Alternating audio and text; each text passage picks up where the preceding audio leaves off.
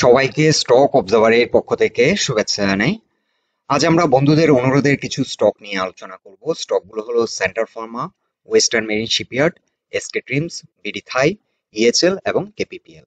আলোচনাটি শেষ পর্যন্ত শুনতে থাকুন। আলোচনাটি শুরুতেই সবাইকে রিকোয়েস্ট করব, ডিসক্লেমার অংশটি আপনারা ভালো করে পড়ে নেবেন। পুঁজিবাজার ঝুঁকিপূর্ণ। আপনার কোনো পার্সোনাল বাই এবং সেলের কারণে আপনি যদি ক্ষতিগ্রস্ত হয়ে থাকেন, সে দায় স্টক অবজারভার বহন করবে না। শুরুতেই ডে চার্টে দেখে নিচ্ছি সেন্ট্রাল ফার্মাসিউটিক্যালস লিমিটেড এই স্টকটির অবস্থান। স্টকটি রিসেন্টলি একটি গুরুত্বপূর্ণ রেসিস্ট্যান্স ব্রেকআউট করেছে 16.7।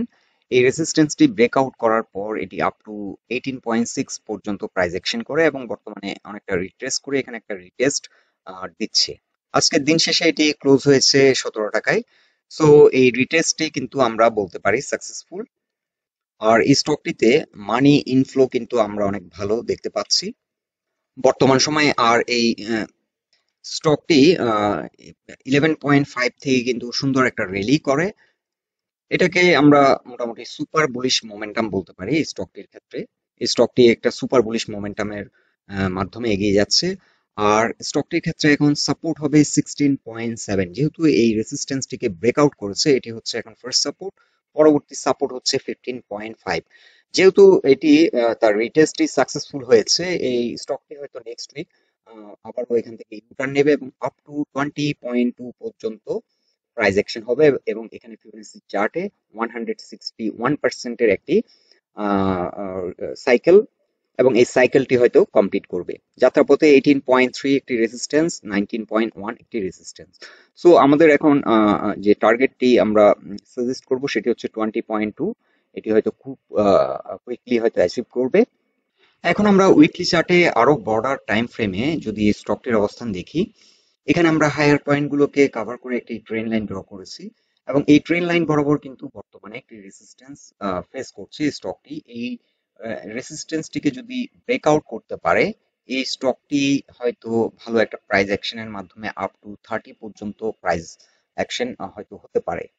সো এখানে একটি লং র্যালি হবে যদি এই ট্রেন্ডটিকে ব্রেকআউট করতে পারে। এই স্টকটি স্টিল ইন ডাউনওয়ার্ড ট্রেন্ডের মধ্যে অবস্থান করছে। সো এই ট্রেন লাইনটি ব্রেকআউট হলে কিন্তু এই ডাউনওয়ার্ড ট্রেন্ড থেকে বেরিয়ে যাবে এবং একটি আপ ট্রেন্ড ক্রিয়েট করবে এবং সেক্ষেত্রে আমরা একটা লং র্যালি আশা করতে পারি। স্টকটিতে কিন্তু এখন ভালো মানি ইনফ্লো আমরা উইকলি চার্টও দেখতে পাচ্ছি। ভালো মানি ইনফ্লো আমরা দেখতে পাচ্ছি। সো এই স্টকটি আমরা চাইলে এখন ক্লোজলি আমাদের ওয়াচ লিস্টে রাখতে পারি। এখন আমরা উইকলি চার্টে একটি ফিবোনাচি রিট্রেসমেন্ট চার্ট ড্র করেছি।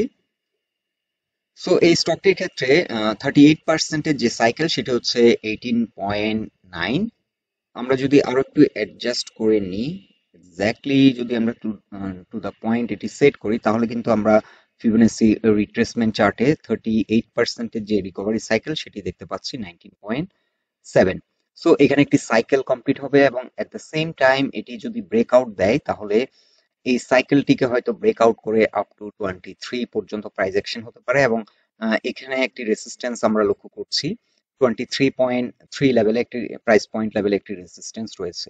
সো এই স্টকটি আপ টু 23 পর্যন্ত প্রাইস অ্যাকশন হতে পারে, তবে একটু টাইম নিতে পারে। এই যে ট্রেন লাইনটি আমরা ড্র করেছি তার এই স্টকটির যে ডাউন ট্রেন্ড, এটিকে অতিক্রম করতে হয়তো কিছুটা সময় নিতে পারে। সো এই স্টকটি যদি এই রেসিস্ট্যান্সটিকে ব্রেকআউট করে 18.4, আমরা পরবর্তীতে আরেকটি আপডেট দেব। বাই দিস টাইম আপনারা যারা ট্রেডটা কন্টিনিউ করছেন, আপনারা চাইলে হোল্ড করতে পারেন। এটি হয়তো ভালো একটা র্যালি এই স্টকটি হয়তো সামনের দিনগুলোতে আমরা দেখতে পাবো। এখন আমরা উইকলি চার্টে দেখে নিচ্ছি ওয়েস্টার্ন মেরিন শিপইয়ার্ড লিমিটেড এই স্টকটির অবস্থান। এই স্টকটি নিয়ে আপনাদের অনেকের কাছ থেকে আমরা রিকোয়েস্ট পেয়েছি। স্টকটি উইকলি চার্টে কিন্তু 200 এক্সপোনেনশিয়াল মুভিং এভারেজের উপর অবস্থান করছে। 200 এক্সপোনেনশিয়াল মুভিং এভারেজের রেজিস্ট্যান্স লাইনটি ছিল 12.4। এটি রিসেন্টলি কিন্তু এই সপ্তাহে আমরা দেখতে পাচ্ছি এই রেজিস্ট্যান্সটিকে ব্রেকআউট করে 13.1 এ এসে ক্লোজ হয়েছে। আমরা কিছুদিন আগে এই স্টকটি নিয়ে একটি আপডেট দিয়েছিলাম এবং সেখানে আমরা ফার্স্ট টার্গেট সেট করেছিলাম 13.1। এই টার্গেটটি হিট করেছে। এখন এই স্টকটির গন্তব্য হতে পারে আপ টু 15.5 পর্যন্ত। আমরা এখানে একটি ট্রেন লাইন ড্র করেছি। এই ট্রেন লাইন বরাবর এসে এখন এই স্টকটি রেজিস্ট্যান্স ফেস করবে 15.3 থেকে 15.5 পর্যন্ত এই স্টকটি এখন গন্তব্য হতে পারে। সো আপাতত আপনারা যারা এই স্টকটি হোল্ড করছেন, আপ টু 15 পর্যন্ত আপনারা এই স্টকটি হোল্ড করতে পারেন। 15 কিংবা 15.5 এই জোনে আসলে একটু কেয়ারফুল থাকতে হবে, এবং এখান থেকে এই স্টকটি একটা সেল প্রেসার ফেস করতে পারে এবং রিট্রেস করার সম্ভাবনা রয়েছে।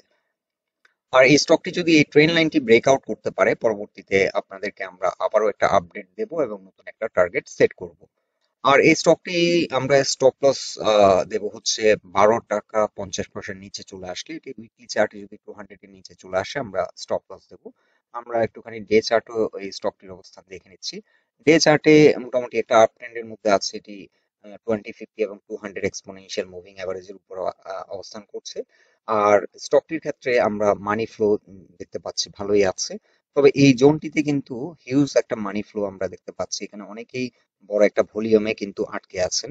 সো এই জোনটি কিন্তু খুবই ক্রিটিক্যাল।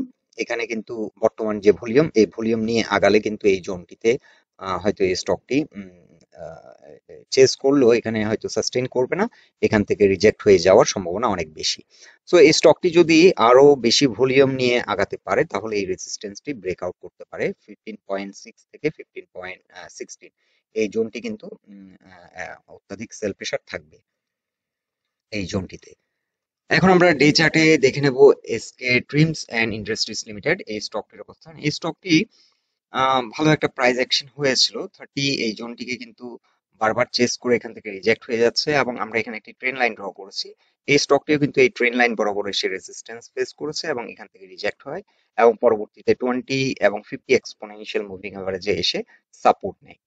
সো স্টকটি এখন চাইলে আবার নতুন করে এন্ট্রি নেওয়া যেতে পারে, এবং সেক্ষেত্রে স্টপ লস সেট করব হচ্ছে 27 এর নিচে নেমে গেলে। এখানে ডে চার্টে যদি কোনো কারণে 200 এর নিচে নেমে যায় তাহলে স্টপ লস দিয়ে দিতে হবে। স্টকটিতে মানি ইনফ্লো মোটামুটি ভালো, কিন্তু কনসিস্টেন্সি নেই, যার কারণে স্টকটি অনেকটা স্লো ধীর গতিতে আগাচ্ছে। সো এই স্টকটি এখানে সাইডওয়ে প্রাইস অ্যাকশনের মাধ্যমে হয়তো কোনো একটা পয়েন্টে সেই এই ট্রেন লাইনটি ব্রেকআউট দেবে। ব্রেকআউট দেওয়া দিলে হয়তো ভালো একটা প্রাইস অ্যাকশন হবে, এবং সেক্ষেত্রে আমরা আপাতত ফার্স্ট টার্গেট সেট করব 33। এই স্টকটি 33 পর্যন্ত আপাতত কন্টিনিউ করা যায়, এখানে একটু টাইম নেবে। আর এই রেসিস্ট্যান্সটিকে ব্রেকআউট করলে, ট্রেন লাইনটিকে ব্রেকআউট করলে 33 রিচ করতে হয়তো খুব বেশি সময় নেবে না। এখন আমরা ডে চার্টে দেখে নেব বিডি থাই অ্যালুমিনিয়াম লিমিটেড এই স্টকটির অবস্থান। স্টকটিও রিসেন্টলি একটি ব্রেকআউট দিয়েছে 16.2, এটি একটি গুরুত্বপূর্ণ রেজিস্ট্যান্স ছিল। আর বর্তমানে হিউজ মানি ইনফ্লো নিয়ে কিন্তু একটা স্ট্রং প্রাইস অ্যাকশনের মধ্যে স্টকটি আছে। স্টকটি যেহেতু আমরা দেখতে পাচ্ছি এখানে একটি সাইকেল ছিল 18.4, এই সাইকেলটি কমপ্লিট করে এখন ফার্দার এগিয়ে যাচ্ছে। সো এক্ষেত্রে 261% সাইকেলটি হবে 21.9। এই সাইকেলটি হয়তো কমপ্লিট করে এখান থেকে আবার রিজেক্ট হওয়ার সম্ভাবনা আছে। তবে স্টকটিতে যে ধরনের মানি ইনফ্লো আমরা দেখতে পাচ্ছি, এটা একটা সুপার বুলিশ ট্রেন্ড, এবং 90 ডিগ্রি অ্যাঙ্গেলে কিন্তু এই স্টকটি প্রাইস অ্যাকশন করেছে। সো এখানে একটা বাইং ক্লাইম্যাক্স ক্রিয়েট হয়েছে। আমরা উইকলি চার্টে দেখে নেব এই স্টকটির অবস্থান। উইকলি চার্টে আমরা আরো লঙ্গার হরাইজনে স্টকটিকে অ্যাসেস করার চেষ্টা করছি। এই স্টকটি 2021 এর জুলাই এবং 2020 ডিসেম্বরে এটি যে হাই করেছিল সেটি ছিল 31.3, এবং এখানে একটা ডবল টপ করার পর বড় রকমের একটা পতন হয় এবং দীর্ঘদিন ধরে স্টকটি ডাউন ট্রেন্ডের মধ্য দিয়ে যাচ্ছিল। রিসেন্টলি স্টকটি ভালো একটা প্রাইস অ্যাকশন আমরা দেখতে পাচ্ছি, এবং আমরা এখানে একটি ফিবোনাচি রিট্রেসমেন্ট চার্ট ড্র করেছি, এবং 38% সাইকেলটি কমপ্লিট করে এটি ব্রেকআউট করে এগিয়ে যাওয়ার চেষ্টা করছে।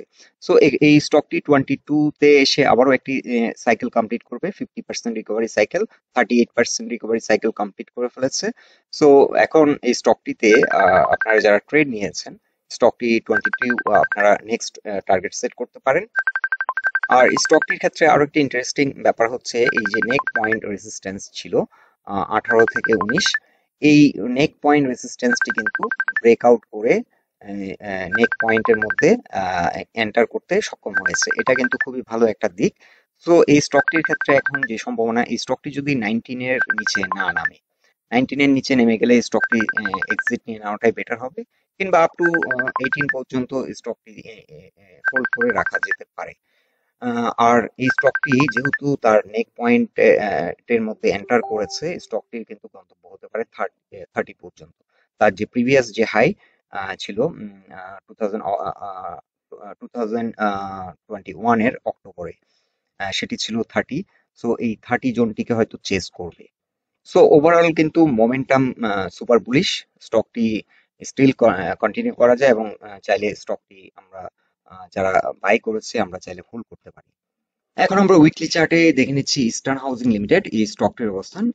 এই স্টকটি যে প্যাটার্নটি ফলো করছে সেটা হচ্ছে সিমেট্রিক্যাল ট্রায়াঙ্গেল প্যাটার্ন, এবং এই ট্রায়াঙ্গেল প্যাটার্নের যে ডাউনওয়ার্ড যে ট্রেনটি, এই ট্রেন লাইন বরাবর এসে সাপোর্ট নিয়েছে 82 তে, এবং এখান থেকে কিছুটা রিজেকশন আমরা উইকলি চার্টে দেখতে পাচ্ছি। অর্থাৎ 82 এই জোনটিকে রেসপেক্ট করছে, এই ট্রেন লাইন সাপোর্টটিকে রেসপেক্ট করছে। সো সেল প্রেশার কিন্তু অনেকটা লো। আমরা এখান থেকে আশা করি এই স্টকটি আবার হয়তো একটা রিভার্সালের মাধ্যমে আপ টু 93 পর্যন্ত প্রাইস অ্যাকশন করবে, এবং এখানে যে রেজিস্ট্যান্সটি ফেস করবে 92, 92 তে এসে কিন্তু একটা রেজিস্ট্যান্স আমরা লক্ষ্য করছি। এখানে তার নিচে 91ও কিন্তু প্রাইস পয়েন্ট লেভেলে রেজিস্ট্যান্স। সো এই স্টকটি 90 থেকে আপ টু 93 পর্যন্ত এই জোনটি কিছুটা ডিস্টার্বিং, এবং এখানে যদি এই জোনটিতে আমরা যে ভলিউম দেখতে পাচ্ছি, এই ভলিউম যদি এই সময় যদি এই 91 কিংবা 90 লেভেলে রিচ করলে, ভলিউম যদি এই ধরনের ভলিউম বার যদি না হয়, অর্থাৎ এই সময় যে ভলিউমে প্রতিদিন ট্রেড হয়েছিল সে পরিমাণ কিংবা তার চেয়ে বেশি ভলিউম যদি ট্রেড না হয়, তাহলে কিন্তু এই জোনটিকে পার করতে সময় লাগবে, এবং এই ট্রেন লাইনটি কিন্তু রেজিস্ট্যান্স হিসেবে কাজ করবে। সো এই স্টকটির ক্ষেত্রে আগের মতো যে প্রাইস অ্যাকশন আমরা তখনই দেখতে পাবো যখন এই যে প্যাটার্নটি, এই প্যাটার্নটি ব্রেকআউট এই স্টকটি দিতে যদি সক্ষম হয়, তাহলে আগের মতো যে আমরা 120 থেকে 130-140 যে প্রাইস অ্যাকশন দেখেছি সেটি হবে, আদারওয়াইজ এখানে কিন্তু এটি সাইডওয়ে করবে। সো এই স্টকটি এখন এন্ট্রি দেওয়ার জন্য ভালো একটা পয়েন্টে অবস্থান করছে, এবং 90 থেকে 95 পর্যন্ত এই স্টকটি আপাতত আমরা টার্গেট সেট করছি। এখন আমরা উইকলি চার্টে দেখে নিচ্ছি Khulna printing and packaging limited এই স্টকটির অবস্থান। এই স্টকটি সম্পর্কে আমাদেরকে অনেকে এর আগেও জানতে চেয়েছেন, এবং এই স্টকটি নিয়ে আমরা কিন্তু দুটো পোস্ট করেছিলাম। স্টকটি আমরা আপনাদেরকে জানিয়েছিলাম যে এই জোনটিকে যদি পার করে তাহলে একটা এগ্রেসিভ প্রাইস অ্যাকশন নেবে। আমরা এটাকে জাস্ট করে নিচ্ছি। সো আমরা আপনাদেরকে যেটি জানিয়েছিলাম যে স্টকটি এই যে রেজিস্ট্যান্সটি এটাকে যদি ব্রেকআউট করতে পারে, তাহলে আমরা বলেছিলাম যে আপ টু 26 পর্যন্ত প্রাইস অ্যাকশন হতে পারে। এটি কিন্তু অলমোস্ট আজকে কিন্তু 26.4 হিট করেছে। আপনারা চাইলে 3 উইকস ব্যাক আমরা এখানে কেপিপিএল নিয়ে একটি পোস্ট করেছিলাম, আপনারা চাইলে এই পোস্টটি চেক করে নিতে পারেন। সো এই স্টকটি বর্তমানে একটা রেসিস্টেন্স জোনে অবস্থান করছে। এখানে এই স্টকটি আসলে সেল দিয়ে রাখাটাই বেটার হবে, কারণ এখানে অলরেডি 50% যে সাইকেলটি অলমোস্ট অ্যাচিভ করে নিয়েছে। তো এই স্টকটি যদি এই রেসিস্টেন্সটিকে ব্রেকআউট করতে পারে, এটি 27-এর উপর যদি আবার একটা স্ট্রং পজিশন ক্রিয়েট করতে পারে, তাহলে আবার এন্ট্রি নেওয়া যেতে পারে, এবং পরবর্তী টার্গেট হতে পারে 31, 37, এবং এটি গ্র্যাজুয়ালি তার যে অল টাইম হাই ছিল 44 পর্যন্ত প্রাইস অ্যাকশন হতে পারে। সো এটা ডিপেন্ড করছে এখন এই রেজিস্ট্যান্সটিকে যদি ব্রেকআউট করে, এখানে আমরা চাইলে একটা ব্রেকআউট রেট সেট করতে পারি। এটি হয়তো একটু স্ট্রং হওয়ার পর নেওয়া ওয়াইস হবে। 27.2 এর উপর যদি স্ট্রং হয় তাহলে এখানে এন্ট্রি নেওয়া যেতে পারে, এবং সেক্ষেত্রে কিন্তু 27 এর নিচে নেমে গেলে কিংবা 26.5 পর্যন্ত আমরা চাইলে হোল্ড করতে পারি, এর নিচে নেমে গেলে স্টকটি থেকে এক্সিট নিয়ে নিতে হবে। স্টপ লস 26.5, এখানে ব্রেকআউট এন্ট্রি হবে 27.2, কিংবা তারও একটু উপরে যদি স্ট্রং হয় আমরা 27.5 এ গিয়ে এন্ট্রি নিতে পারি, এবং এন্ট্রি নেওয়ার পর আমরা যে টার্গেটটি সেট করব এখানে 31.9 এ এসে একটা রেজিস্ট্যান্স ফেস করবে, 34.5 এ একটি রেজিস্ট্যান্স ফেস করবে, এবং এরপরে যে সাইকেলটি হবে 38। সো 161% পর্যন্ত প্রাইস অ্যাকশন হতে পারে। এই ব্রেকআউটটি দিলে কিন্তু 38 পর্যন্ত প্রাইস অ্যাকশন হতে পারে যাত্রাপথে। 31.9 একটি রেজিস্ট্যান্স এবং 34.5 একটি রেজিস্ট্যান্স। তবে বর্তমানে স্টকটি যেহেতু একটি রেসিস্টেন্স পয়েন্টের মধ্যে অবস্থান করছে, এখান থেকে সেল দিয়ে অবজার্ভ করা উচিত প্রাইস অ্যাকশন কেমন হয়, এই স্টকটি কেমন বিহেভ করছে সেটা দেখা উচিত। এখান থেকে যদি রিজেক্ট হয়ে যায় তাহলে আপাতত স্টকটি আর না নেওয়াটাই বেটার। সো এরপরও যারা সাপোর্ট সম্পর্কে জানতে চান, এই স্টকটি যদি এখান থেকে রিজেক্ট হয়, এখানে 23.2 তে একটি সাপোর্ট, এবং এর পরবর্তী সাপোর্টটি হবে 20। সো বন্ধুরা, এই স্টকগুলো নিয়ে এটাই ছিল আমাদের অবজারভেশন। আলোচনাটি যদি আপনাদের ভালো লেগে থাকে অবশ্যই পোস্টটিকে লাইক দিন, আর আমাদের সাথে থাকার জন্য আপনাদের অসংখ্য ধন্যবাদ।